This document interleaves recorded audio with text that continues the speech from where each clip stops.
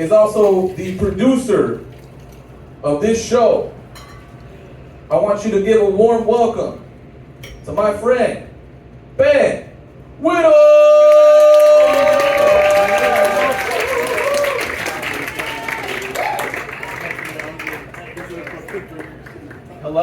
Hello, how is everybody doing tonight? There you go. I talked to you all earlier, that's very nice that you stuck around. Welcome to my show. I produce this show, I work downstairs, it's very nice that they let me do this. I was born in Florida. My parents do come from I love Florida, don't you talk shit about Florida. You were born there too? Very nice, what city? Orlando, so I escaped the cult there, Disney.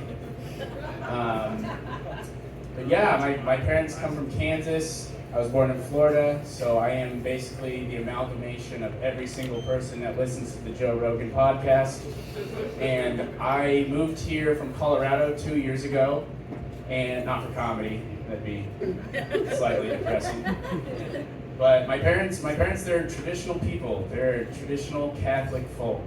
And I love them, but they were really, really strict about some things and really, really lax about other things.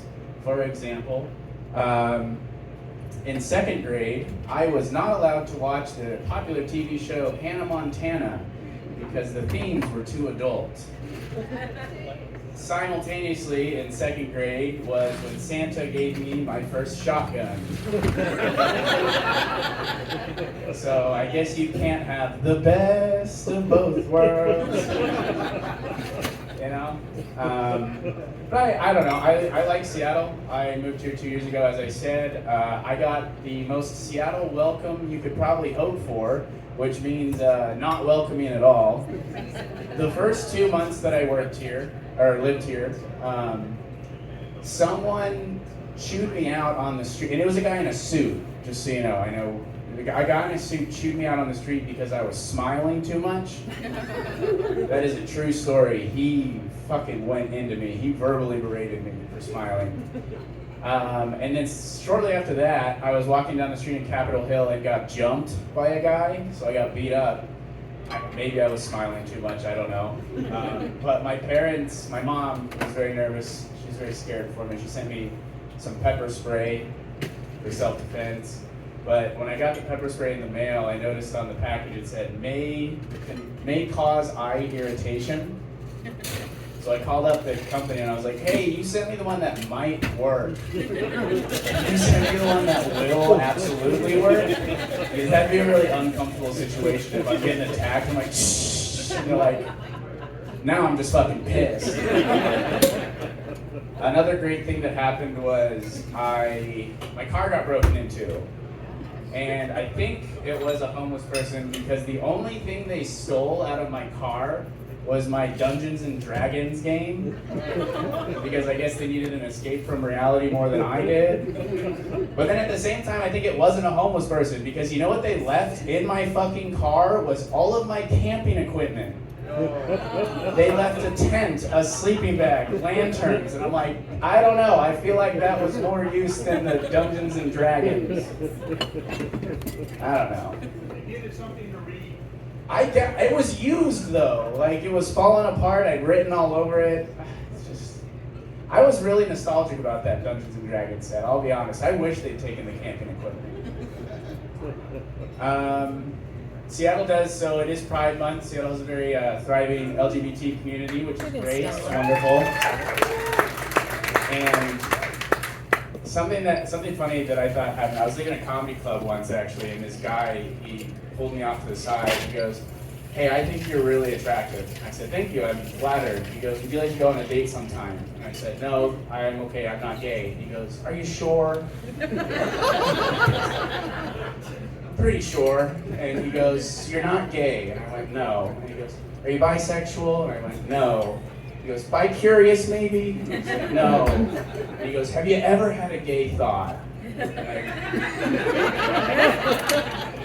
Yeah, I guess so. And he's like, here, Here's my number if you ever want to act on it. And that's a completely true story, I swear to God. He's actually a regular here at the Triple Door. I run into him often. He comes on to me very strongly every time I see him. So in my first 2 months in Seattle, I got verbally berated, beaten, robbed, and someone tried to make me gay. And so I think I just need to become a vegan, and that's like a Seattle bingo or something.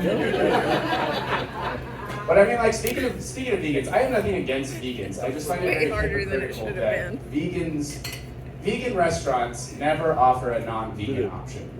You know what I mean? You go to any restaurant, anywhere, and they're accommodating of vegans. But then if I go, and vegan restaurants always have such a silly name, you know, like the Emerald Guy's Pizza or something. And they can't offer me a hot pot.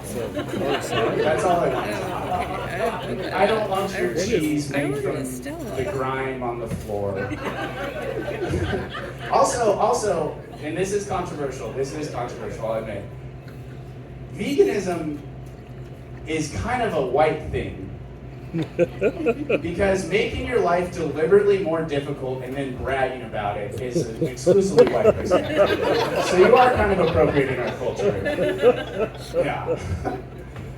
Something else I really like about Seattle, actually, we're very open about mental health. I think it's great that it's an open conversation that we have for a long time. But he'll drink it. You know, it was something that you kept hush-hush. I actually just got back from my doctor recently, and it turns out I don't have ADD. I have what he called a Adderall addiction. Yeah, the withdrawals, the sleeplessness, the anxiety, it wasn't the ADD, it was withdrawal. Yeah, but I am supplementing, don't worry. I am healthy in that respect. I'm using an alternative method of ADD medication. It's called methamphetamine. It's really easy to get. Literally, go out of these doors, take a right, go down the alley, you can get some methamphetamine, and then you can also be confident for no reason. So my parents, like I mentioned earlier, they're from Kansas, so they're very true. My dad's first job, again, not really a joke, was at 6 years old, he was working in my grandparents' meat packing plant. And so my dad wanted us to get a job as soon as we possibly could. So I started working when it was illegal, and my first job was at an amusement park called Heritage Square Amusement Park. It's in Colorado. It's not safe, do not go. So my beef with amusement parks is that the people that run the rides are 16-year-olds and alcoholics. Two people that can't drive, mind you, so we put them in charge of roller coasters full of children.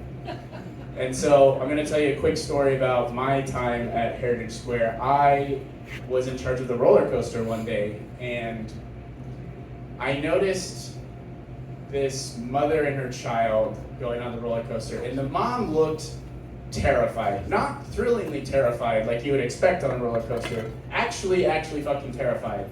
And upon closer inspection, I realized it was because I hadn't buckled them in to the roller coaster. Yeah, and my underdeveloped 15-year-old brain thought, very intelligently I might add, they've gone around twice. They could probably get around a couple more times. And if I stop them, I'm gonna get in trouble. So I turned around and let the roller coaster finish going. They're fine. I wouldn't be here if they weren't. But, you know, when they got off that roller coaster, that mother was so happy that she still had her son with her that, frankly, I think I did a good deed that day. When have you ever brought together a mother and a son beyond that unbreakable bond? And that's all I have for you. So thank you for coming. My name is Ben Whittle. Thanks for listening. We have a bunch of great comments. Please stick around.